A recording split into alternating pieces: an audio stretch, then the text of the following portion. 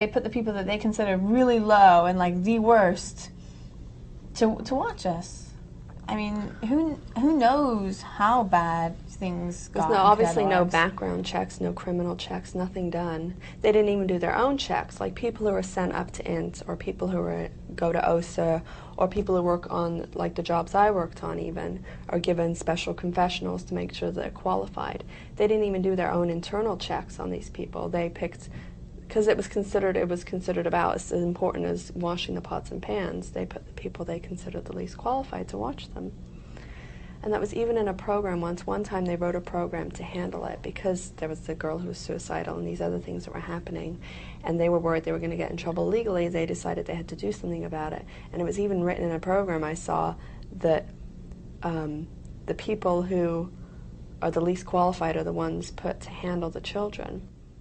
But the program actually stated this? It stated that, and then but they never handled it because it's very typical in Scientology. They write these long programs with these long handlings that are impossible to do, that can't get done because they don't have the resources and they don't have the ability, and all their policies act against each other. The programs never get done. Mm-hmm. So it never got sorted out. I just wonder how many things are going on in Scientology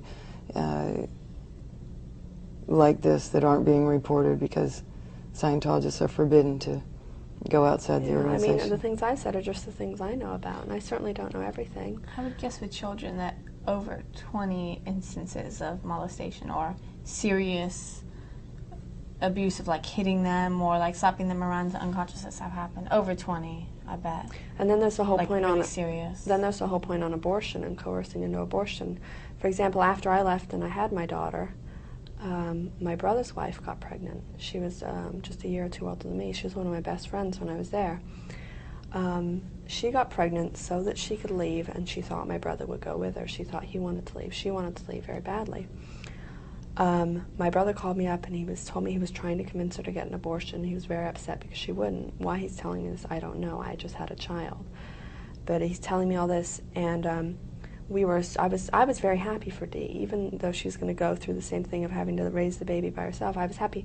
I had said to my dad, I said, I know Dee's unhappy and I know she's going to leave. And a few months later we heard that she did. And she never said a word, but you can just tell, you know.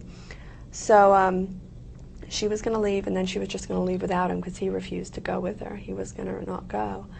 And when she was 4 months pregnant, he called me up and told me that he had convinced her, and she'd gone and he'd taken her to go get an abortion. He was all happy about it. And he was happy about it. And he said at first, this was the day after, he said at first I was upset, but now I'm okay because I know it was the best thing. Then my mom called, and Zoe was very upset about it, and I was too, but Zoe says to my mom, Dee just got an abortion, and my mom says, oh, good. Yeah, my mom, you could hear relief in her voice. She was like, oh, good, the problem's solved. And I said... We were just in shock. I said, Mom, do you realize what you're saying? I was like, Dee got an abortion. I said, on a baby that was half grown. I said, it had a heartbeat already. It had a fingerprint. And I was like, it would have been Kate's cousin. I kept trying to, like, describe, like, how, you know, like, she sounded Does this make like you feel someone anything? that wasn't human. Yeah, and she was like, and she instantly kind of changed. She's like, well, you know, these things, these things happen, but it was all for the greatest good. It was all to forward Scientology so Dee could keep working for Scientology. That's all that mattered, even though, you know, a little baby was put to death. I mean, I'm not against all abortion or anything. I just think that in this case, Dee wanted the baby. You know, she purposely got pregnant so she could have this baby and leave. And my brother just ruthlessly went after her and convinced her. And you know, Astra described her state of mind to me. You know, she was kind of wobbly, and I'm sure that's how Dee was. And he just went after that and went after her vulnerable points and convinced her. And she just had her baby killed. Kate's so lucky that nobody was able to convince her. Well, I was lucky because I had my dad. I knew I had somewhere to go. She didn't have the support. Plus, she wanted my brother to go with her. She was in love with him. She thought he'd go with her. I was fine. I wanted to leave my husband. We didn't want to be married anymore. So it was very hard for her. She left anyway. I don't know what happened, but one time I asked, where is she? Because I went to speak to my brother, and they said, oh, she doesn't work here anymore. So I don't know what happened. But I knew of other girls who got abortions. There's an older lady who was about 40, and she already had a couple children who were grown, and they were in the Sea Org, and she got pregnant, and she's like, oh, I have to get an abortion, and she just went off and got it. And another girl got pregnant, and she had to borrow $300 to go get an abortion. They were all sent to Planned Parenthood to get the abortions. Planned Parenthood in L.A.? Yeah, yeah. And, I mean, it's not even a matter of pro-choice or pro-life, but, I mean, even if you're pro-choice, it's not a choice when someone's making you do it. You know? It wasn't like. I mean, the law is that you may get an abortion, and that's fine because in some cases it's warranted.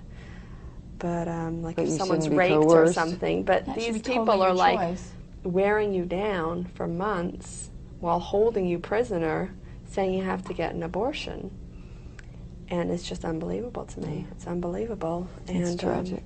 Yeah. I mean, it's the only church that I know of in the world that gets people to get an abortion. It's only because they don't want to deal with the financial difficulty of it. Or the production distraction. Yeah. And it's so backwards because this is another example of the policies conflicting. L. Ron Hubbard says there are 8 dynamics in your life. The second dynamic has to do with family and procreation. And he says that if you don't have all your 8 dynamics working in alignment, if you're not happy and successful on all of those, you can't survive on any of them. Yet, you're not allowed to have children. I remember at 12 years old, I was suddenly like, oh, I read the rule, and suddenly I'm 12 years old, and I already know I can't have children. Yeah. That was just a shock. When that rule came out, my post was the Director of Inspections and Reports, and all the staff were put in one room and given a briefing on this new policy.